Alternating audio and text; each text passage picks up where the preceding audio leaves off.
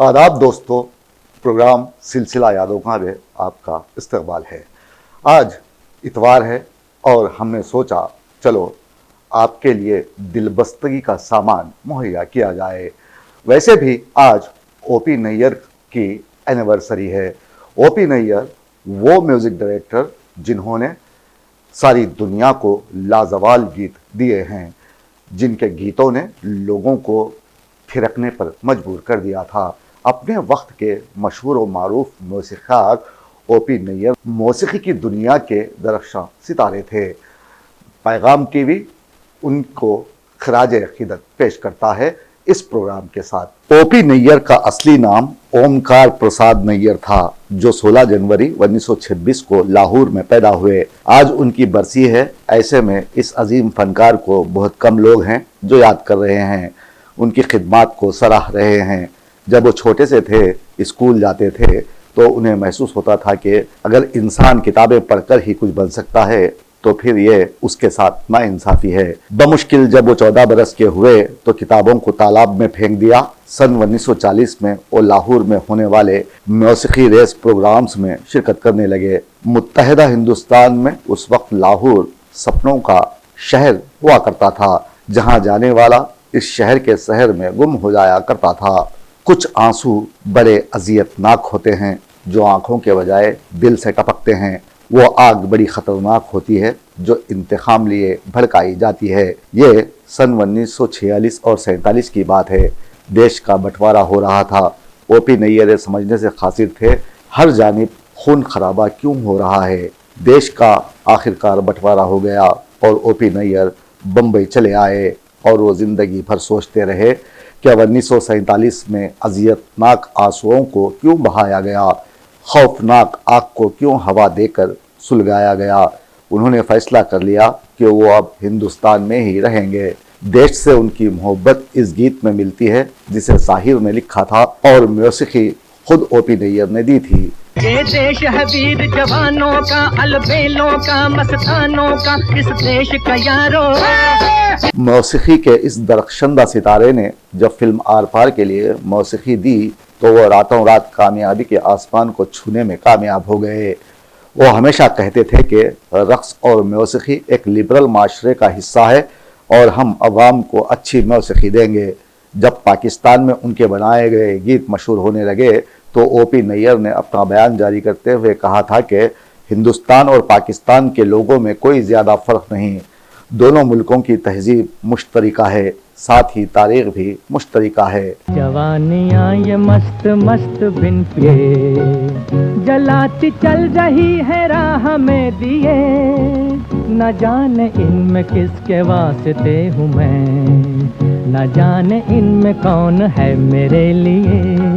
OP Nayyar ने हमेशा अपने असूलों पर काम किया और फिल्मों की मौसीक़ी तरतीब देने में महारत हासिल कर ली। सन 1955 में एक फिल्म आई थी मिस्टर एंड मिसेस 55, जिसमें गुरुदत्त और मधुबाला ने अपनी अदाकारी के जौहर दिखाए थे। इस फिल्म के सभी गीत मशहूर हुए। खास तौर पर रफ़ी का गाया ये गीत आज भी पसंद किया जाता है। टुकड़े टुकड़े हाँ हाँ टुकड़े टुकड़े दिल के सुनता किसको इतना होश था, मेरी दुनिया लुट रही थी और मैं खामोश था, मेरी दुनिया लुट रही थी और मैं खामोश था। ओपी नैयर उस जमाने के सबसे ज्यादा रुपये लेकर मौसीक़ी देने वाले शख्स थे। हालांकि उन्होंने बाज़ाब्ता तौर पर मौसीक़ी की तालीम हासिल नहीं की, लेकिन उनकी लगन और मेहनत ने उन्हें ऊंचे पाए का मौसीक़ार बना दिया। जब इस बारे में उनसे पूछा गया तो उन्होंने कहा कि दुनिया में मौजूद हर इंसान अपने अंदर कोई ना कोई कहानी या कोई फ़न ज़रूर रखता है। किसी के बारे में कोई हतमी राय देने से क़ब्ल उसे करीब से जान लिया करें। ऐन मुमकिन है कि वो आगे जाकर आपको हैरत में डाल दे। और फिर ओपी नैयर ने अपनी मौसीक़ी से सारी दुनिया को हैरत में डाल दिया और ये गीत उसकी मिसाल है। लेके पहला पहला प्यार भर के आंखों में खुमार, जादू नगरी से आया है कोई जादूगर। लेके पहला पहला प्यार भर के आंखों में खुमार, जादू नगरी से आया है कोई जादूगर। लेके पहला पहला प्यार भर के आंखों में खुमार, जादू नगरी से आया है लेके पहला पहला प्यार। उसकी दीवानी हुई कहूँ कैसी हो गई, जादूगर चला गया मैं तो यहाँ खो गई, नैना कैसे हुई चार करके दिल का करार, जादू नगरी से आया है। ओपी नैयर का दौर सुनहरी दौर कहलाता है, लेकिन साहिल लुधियानवी ने एक मर्तबा कहा था कि ओपी नैयर मौसीकी तो बेहतरीन देते हैं, लेकिन वो बात बात पर नाराज़ होने वाले फिल्मों की रिवायती महबूबा का सा मिजाज लेकर पैदा हुए हैं। जिस तरह फिल्मों में महबूबा के रूठने की कोई हद नहीं होती, बिल्कुल उसी तरह ओपी नैयर बात बात पर रूठ जाते हैं और उनके रूठने की कोई आखिरी हद मुकर्रर नहीं। समंदरी तूफान को किसी न किसी तौर रोकना मुमकिन हो सकता है। ओपी नैयर जो बात बात पर मुंह फुलाते हैं, उनको इस अमल से बाज रखना मुमकिन नहीं है। गरीब जान के हमको न तुम मिटा देना, तुम्ही ने दर्द दिया है तुम्ही दवा देना। ये शायद सन 1957 की बात है, जब 15 अगस्त को हिंदी फिल्म इंडस्ट्री में हंगामा मच गया था। एक फिल्म रिलीज हुई थी नया दौर, जिसमें दिलीप कुमार और वैजयंतीमाला ने काम किया था। इस फिल्म के गीतों ने सारी दुनिया में धूम मचा दी।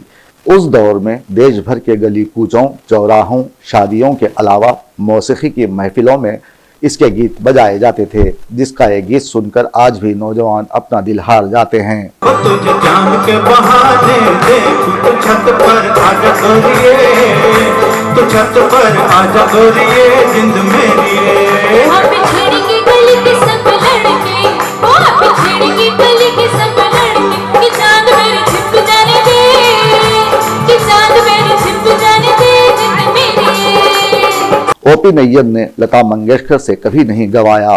उन्होंने आशा भोसले की आवाज़ को इस्तेमाल किया, जबकि लता मंगेशकर हमेशा इस बात से डरती थीं कि कहीं किसी को उनकी कोई बात बुरी न लग जाए, और हमेशा ओपी नैयर ये सोचकर परेशान रहा करते थे कि अहबाब को उनकी तमाम बातें अच्छी ही लगती हैं। लेकिन असली ज़िंदगी में ऐसा नहीं होता। ज़िंदगी का कोई भरोसा नहीं होता, लेकिन ज़िंदगी का दिलचस्प अमर यह है कि हम जिंदगी और ख़ानदान के बेहतर से बेहतर मुस्तकबिल के लिए प्लानिंग करते हुए अक्सर एक दूसरे तक को भी नज़रअंदाज करते रहते हैं। यहाँ मियाँ बीवी एक दूसरे को जानने की कोशिश नहीं करते, या ये ताल्लुक़ात और मरासिम एक वक्त गुजरने के बाद मद्धम पड़ जाते हैं। जब पेशानी पर लकीरें नमूदार हों तो समझ लेना चाहिए कि आर्ज़ी ज़िंदगी का खातिमा होने वाला है। ताहम ओपी नैयर ने अपने फ़न का कमाल दिखाया और शोहरत हासिल की। ज़बाने यार मंतुर के, वो मंतुर के नमी दानम, नमी दानम, नमी दानम। सन 1957 में आई फिल्म तुमसा नहीं देखा के गीतों ने तो कमाल कर दिया। शम्मी कपूर रातों रात स्टार बन गए। इस फिल्म ने कामयाबी के सभी रिकॉर्ड तोड़ डाले। सर पर टोपी लाल हाथ में रेशम का रुमाल, वो तेरा क्या कहना। गोरे गोरे गाल गाल पे उलझे उलझे बाल, हो तेरा क्या कहना। गोरे गोरे गाल गाल पे उलझे उलझे बाल, हो तेरा क्या कहना। मेरा दिल जाने जा चुरा के चली कहाँ, नशे में भरी भरी। चुराओ में दिल तेरा, जिगर भी नहीं मेरा, उम्र भी नहीं मेरी। भला इतनी दूर से कहो क्या हुजूर से, मेरे पास आइए। खो खो के बेहाल बाल माँ, ये शतरंजी चाल, हो तेरा क्या कहना।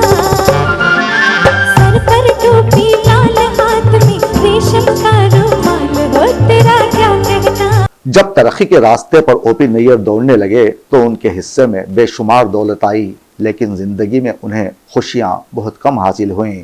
जब मैं उनकी ज़िंदगी का मुहासिबा करता हूँ तो मुझे लगता है कि उन्होंने अपनी ज़िंदगी में सिवाय तरक्की के और कोई ख्वाब नहीं देखा। तब मुझे समझ आई कि रास्तों की अहमियत हमारी ज़िंदगी में सिवाय इसके कुछ नहीं है कि उन पर चला जाए। पर अब वही रास्ते एक इंतज़ार मुसलसल में तब्दील हो गए हैं। यूँ लगता है कि इन राहों पर अब मेरे सिवा कोई राही कभी नहीं आएगा। रास्ते के इस मोड़ पर जो सिर्फ मेरे घर जाता है, आज बरगद के इस बूढ़े पेड़ के नीचे माजी मेरी नज़रों के सामने अपने अच्छे बुरे सभी सपने खोलकर खड़ा हो गया है और मुझसे कह रहा है, देखो ज़रा गौर से देखो, यहाँ इस ज़िंदगी में क्या खोया और तुमने यहाँ क्या पाया। टुकड़े हैं मेरे दिल के, है यार तेरे आंसू देखे नहीं जाते हैं, दिलदार तेरे आंसू।